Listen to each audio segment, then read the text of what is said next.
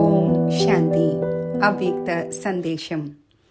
ഇന്ന് പ്രിയപ്പെട്ട ബാബയുടെ അടുക്കൽ വതനത്തിൽ ഭോഗമായി എത്തിച്ചേർന്നു. ഇന്ന് വതനത്തിൽ പോയപ്പോൾ കണ്ടത് ഇതാണ്. ബാബ ഏതോ സ്ഥാനത്ത് നിന്നും ചുറ്റി സഞ്ചരിച്ച ശേഷം വതനത്തിലേക്ക് വരികയായിരുന്നു. മുന്നിൽ ബാബയെ കണ്ടപ്പോൾ ഞാൻ ചോദിച്ചു, ബാബ, അങ്ങ് ഇന്ന് എവിടെ നിന്നുമാണ് ചുറ്റി സഞ്ചരിച്ച ശേഷം വരുന്നത്? അപ്പോൾ ബാബ പറഞ്ഞു, കുട്ടി, ബാബ വിശേഷിച്ച് ദേശവിദേശങ്ങളിൽ ചുറ്റി സഞ്ചരിച്ച് പല സ്ഥാനത്തും ചുറ്റി സഞ്ചരിച്ചു കൊണ്ടേയിരുന്നു. വിശേഷിച്ച് ചുറ്റി സഞ്ചരിച്ചപ്പോൾ ഇതാണ് കാണുന്നത്. ഓരോ ആത്മാവും തൻ്റേതായ രീതിയിൽ എല്ലാ പ്രകാരത്തിലും ഏതെങ്കിലുമൊക്കെ അന്തിമ സമയത്തിൻ്റെ തയ്യാറെടുപ്പുകൾ നടത്തുകയാണ്. അപ്പോൾ പെട്ടെന്ന് ഒരു എഴുത്ത് മുന്നിൽ വന്നു. സമയത്തിൻ്റെ ആഹ്വാനം. ബാബ പറഞ്ഞു, കുട്ടി കാണുന്നുണ്ടോ? വായിച്ചുവോ? ഞാൻ പറഞ്ഞു, ബാബ, കാണുകയും വായിക്കുകയും ചെയ്തു.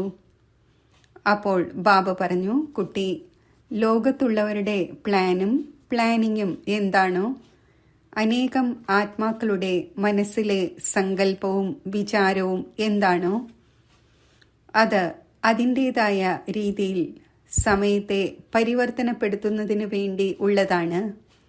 ഇതും ബാബ കാണുന്നുണ്ട്. ഇപ്പോൾ 5 തത്വങ്ങളും തങ്ങളുടെ കാര്യം ചെയ്യുന്നതിന് വേണ്ടി കാത്തു നിൽക്കുന്നത് പോലെയാണ്. ബാബ പറഞ്ഞു, അതിനാൽ ബാബ തൻ്റെ കുട്ടികൾക്കുള്ള സൂക്ഷ്മ തയ്യാറെടുപ്പുകളും സൂക്ഷ്മ പ്രേരണകളും സമയത്തിൻ്റെ സൂചനയും നൽകിക്കൊണ്ടേയിരിക്കുന്നു. ബാബ പറഞ്ഞു, ബാബയുടെ പല കുട്ടികളും സമയത്തെ കണ്ടിട്ടും ചില കാര്യങ്ങൾ കേട്ടിട്ടും കേൾക്കാത്ത ഭാവത്തിൽ ഇരിക്കുന്നു, കണ്ടിട്ടും കാണാൻ കഴിയാതെ ഇരിക്കുന്നു. എന്നാൽ പ്രകൃതിയുടെ അങ്ങനെയുള്ള ഒരു സമയം വരും. ആ സമയം അവരെ പരിവർത്തനപ്പെടുത്തുന്നു. അവർക്ക് മാറേണ്ടി തന്നെ വരുന്നു. ഏതു പ്രകാരത്തിലാണ് അന്തിമ സമയം പ്രകൃതി തൻ്റെ പ്രകോപനം കാണിക്കുകയും സമയ പരിവർത്തനം കൊണ്ടുവരികയും ചെയ്യുന്നത് എന്ന് ബാബ ചുറ്റി സഞ്ചരിച്ച് 4 ഭാഗത്തും നോക്കുന്നു. ബാബ പറഞ്ഞു, ബാബയുടെ കുട്ടികളായ നിങ്ങൾക്ക് തുടക്കം മുതൽ തന്നെ, ആദ്യം മുതൽ ഇപ്പോൾ വരെയും ബാബ സൂക്ഷ്മ സൂചനകൾ നൽകിക്കൊണ്ടിരിക്കുന്നു. ചില കുട്ടികൾ ബാബയുടെ സൂചനകൾ മനസ്സിലാക്കി പോയിക്കൊണ്ടുമിരിക്കുന്നു. ചിലർ മനസ്സിലാക്കാതെ പഴയതുപോലെ തന്നെ പോയിക്കൊണ്ടിരിക്കുന്നു. ബാബ പറഞ്ഞു, അതിനാൽ പ്രകൃതിയുടെ 5 തത്വങ്ങളും തൻ്റെ കാര്യം ചെയ്യുന്ന സമയത്ത് ആർക്കും ഒന്നും ചെയ്യുവാൻ കഴിയില്ല. കുട്ടികളായ നിങ്ങളുടെ ജോലിയാണ് സ്വയം തൻ്റെ സ്ഥിതി ഉണ്ടാക്കണം, സ്വയം തൻ്റെ പുരുഷാർത്ഥം ചെയ്യണം. ഏത് സമയത്ത് ഏത് രൂപത്തിൽ വിഘ്നം വരുന്നുവോ അപ്പോൾ കുട്ടികൾക്ക് സ്വയം തന്നെ പരിവർത്തനപ്പെടുത്തേണ്ടി വരും. ബാബ വിശേഷ രൂപത്തിൽ 4 ഭാഗത്തും ചുറ്റി സഞ്ചരിച്ച് വതനത്തിൽ എത്തിയപ്പോൾ ബാബയുടെ രൂപം വളരെ ഗൗരവം ഉള്ളതായിരുന്നു, സീരിയസ് ആയിരുന്നു. ബാബ പറഞ്ഞു, ബ്രഹ്മ ബാബയും വതനത്തിൽ എപ്പോൾ വരെ ഇരിക്കും?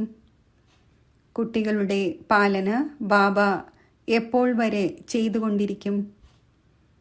ഇപ്പോൾ വരെയും ഇത്രയും വർഷങ്ങളായി ബാബ കുട്ടികളുടെ സൂക്ഷ്മത്തിലുള്ള പാലനയും സാകാരത്തിൽ പാലനയും ചെയ്തു വന്നുകൊണ്ടിരിക്കുകയാണ്. ദാദിമാരും പാലനം ചെയ്തു. ബാബ പറഞ്ഞു, അതിനാൽ സമയം വളരെ നിർണായകം ആയിക്കൊണ്ടിരിക്കുകയാണ്. അതിനാൽ ബാബയുടെ കുട്ടികൾ ആരാണോ അഡ്വാൻസ് പാർട്ടിയിൽ പോയത് അവരും ആ കാത്തിരിപ്പിൽ ഇരിക്കുകയാണ്. ബാബ കേൾപ്പിക്കുകയായിരുന്നു. ഞാനും വളരെയധികം സാക്ഷിയായി ബാബയുടെ കാര്യങ്ങൾ കേൾക്കുകയായിരുന്നു. ബാബയുടെ മുന്നിൽ ഭോഗിന്റെ താലം വെച്ചിട്ടുണ്ടായിരുന്നു. ഞാൻ ബാബയോട് പറഞ്ഞു, ബാബ, ഇന്ന് പല ആത്മാക്കളുടെയും വിശേഷ ഓർമ്മകൾ ഉണ്ട്. ഭോഗും ആണ്. അവരുടെ ഓർമ്മകളുമായി വന്നിരിക്കുകയാണ്. വിശേഷിച്ച് ഈസ്റ്റേൺ സോണിലെ സഹോദരി സഹോദരന്മാർ വന്നിരിക്കുകയാണ്. ബാബ പറഞ്ഞു, ബാബയുടെ വീട് കുട്ടികൾക്ക് ശരണം എടുക്കുവാനുള്ള സ്ഥാനമാണ്.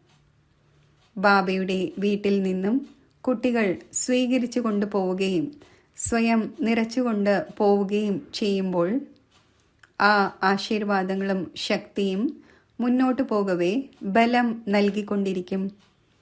ഇത്രയും പറഞ്ഞ ശേഷം ബാബ വളരെ സ്നേഹത്തോടെ ഭോഗ് സ്വീകരിച്ചു. ആ ആത്മാക്കളെയും ഭോഗ് സ്വീകരിപ്പിച്ചു. ബാബ, നിങ്ങൾ സഹോദരി സഹോദരന്മാർക്കും വളരെയധികം സ്നേഹസ്മരണകൾ നൽകി. ബാബയുടെ സ്നേഹസ്മരണകൾ സ്വീകരിച്ചുകൊണ്ട് താഴെ എത്തിച്ചേർന്നു.